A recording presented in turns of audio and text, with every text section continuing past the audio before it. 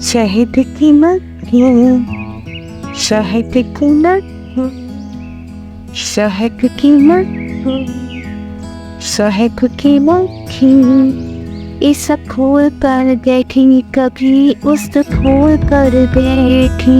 शहद की मक्खी, शहद की मक्खी, इस फूल पर बैठी कभी फूल पर बैठी। बतलाओ तो क्या ढूंढती है शहद की मक्खी, शहद की मक्खी, शहद की मक्खी। मक्खी ये नहीं है, ये तो नेमत है खुदा की, मिलता न हमें शहद ये मक्खी न करूँगी। इस शहद को फूलों से उड़ाती है ये मक्खी, वो दिखाती है औरों को खिलाती है ये मक्खी।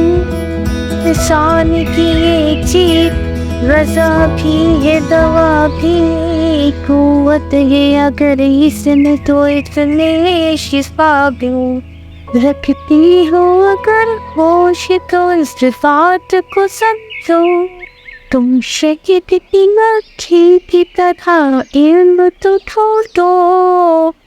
ये इल्म भी एक शहद है और शहद भी ऐसा, दुनिया में शहद कोई इससे सौंपा।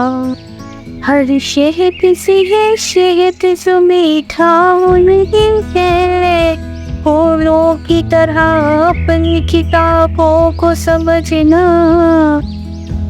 जिसका हो अगर तुमको भी कुछ इल्म के रस का, जिसका हो अगर तुमको भी कुछ इल्म के रस का।